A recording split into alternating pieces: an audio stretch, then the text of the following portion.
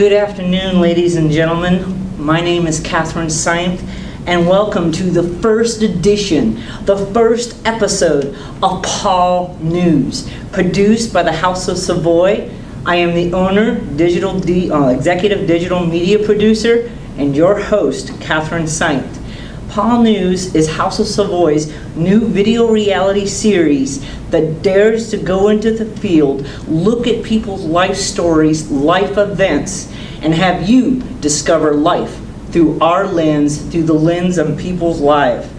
House of Savoy wishes to thank our ally, Positive Direction, with whom your guidance and your mentorship has brought this reality possible. And to myself, for a new awareness. We wish to thank our other sponsors, Baylor IC Worldwide TV and Salon Divas.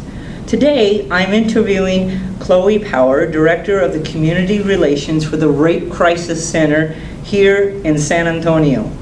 You know, sometimes we go through events and something happens and you think you're alone, but you are not. We are here today to show you that you are not alone and discover what the Rape Crisis Center does. Here is Chloe Power. Can you please introduce yourself to our audience and what you do? Absolutely. So my name is Chloe Power. I'm the Director of Community Relations here at the Rape Crisis Center. My job is really exciting. Pretty much I get to be involved in anything that we do with the community in any capacity. So whether it's events, social media, newsletters, a lot of the fundraising that goes on around here. I also get to help kind of formulate presentations when we go out to the community and really talk about who the Rape Crisis Center is and the services we offer. And just to let you know, ladies and gentlemen, the House of Savoy and the Board of Directors fully endorses the Rape Crisis Center and what they do. Can you please tell the audience what is the Rape Crisis Center? Yes, the Rape Crisis Center is a nonprofit organization here in San Antonio that started in 1975 that provides comprehensive services to sexual assault survivors and their friends and family. That is so awesome. I've heard the word crisis advocates. Can you explain to our audience what crisis advocates are? Yes, they're a huge part of what our organization does, and they're vital and a lot of the times volunteers, but sometimes they are staff members who, whenever someone reports to a local hospital to have a forensic exam or a rape kit done, they send an advocate out, a crisis advocate, and that person either leaves their job, wakes up in the middle of the night, you never know what time or day it is, and you head out and you are the survivor's advocate in every way possible. You make sure that the police are treating them fairly, nursing staff is treating them fairly, a lot of the times that their family is treating them fairly. Make sure they're taken care of. Yeah. How does the Rape Crisis Center provide that healing and support for victims of rape and for the family members and friends? How do they do that? There's a lot of ways we try to do it.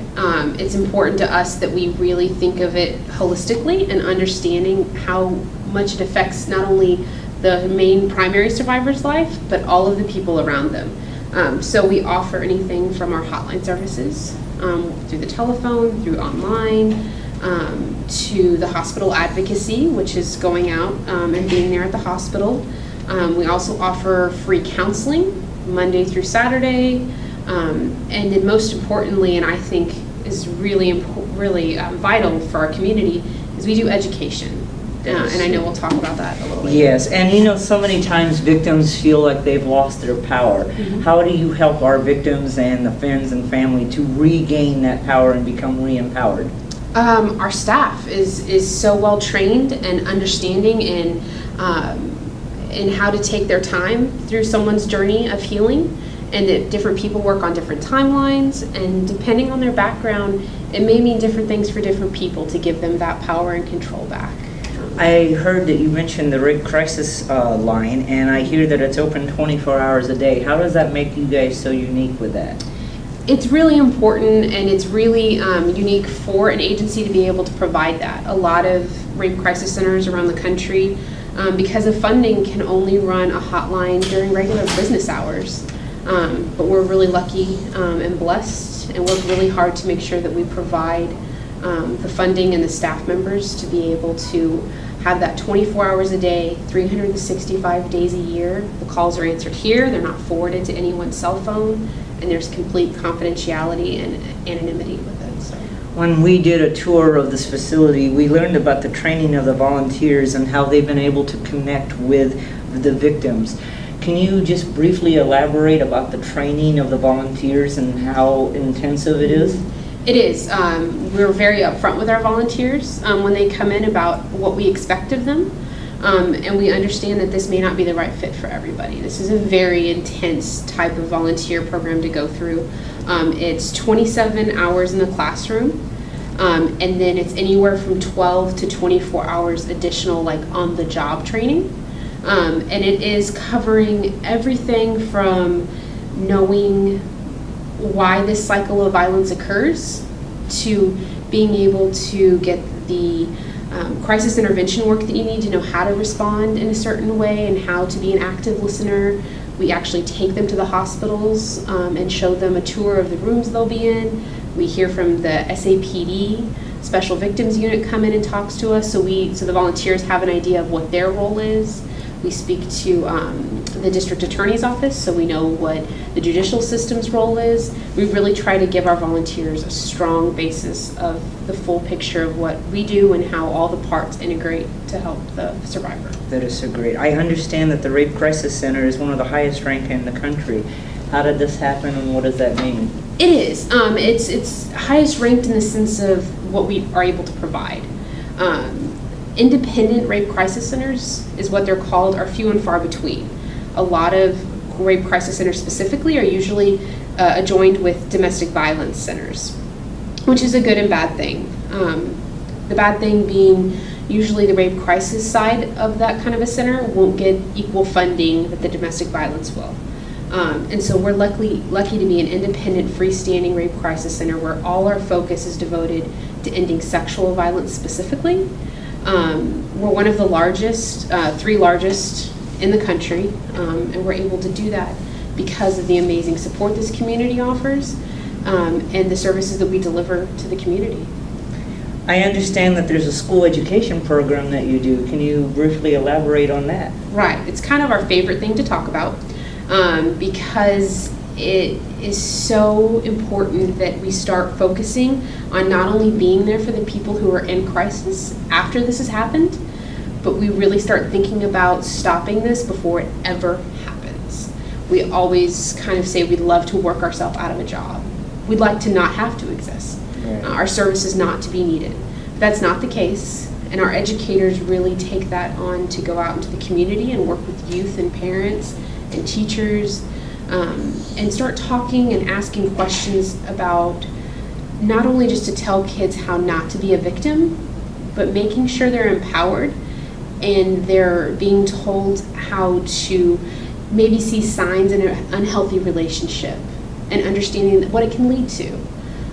Also talking about a lot of the social beliefs that we've become accustomed to just from generation to generation that allows this crime to continue. And that's what's so important. We have to break down those things to stop this problem from happening for our future generation. How has the Rape Crisis Center impacted the San Antonio community?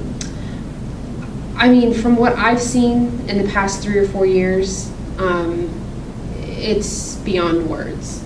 A lot of people turn away and want to avoid this problem. It's not a fun topic to discuss or to admit to.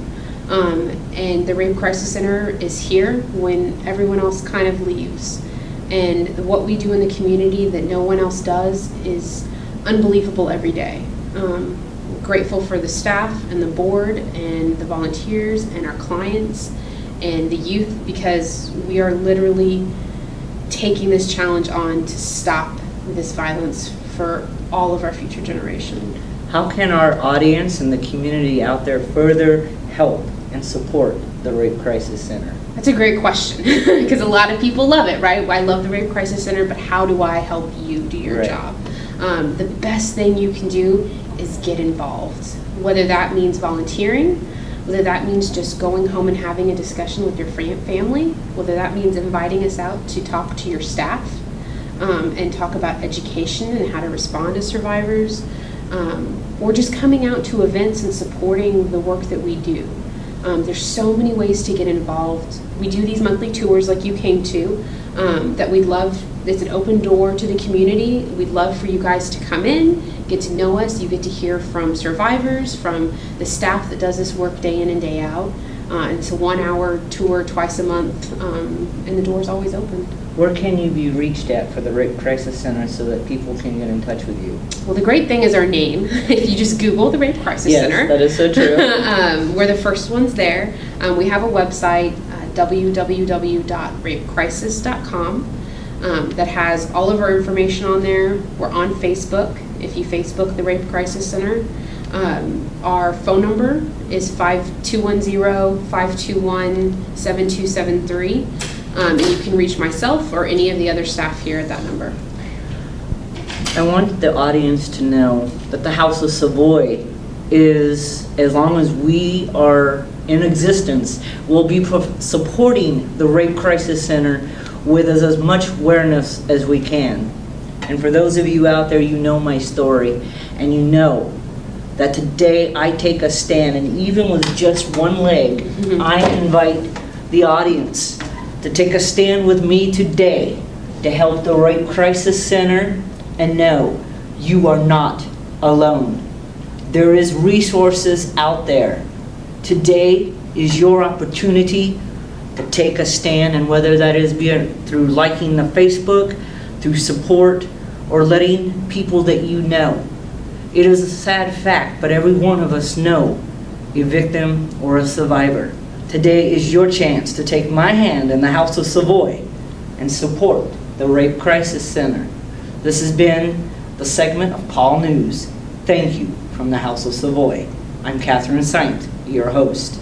You can find House of Savoy at www.facebook.com/House of Savoy, SVOI. Thank you and have a great day.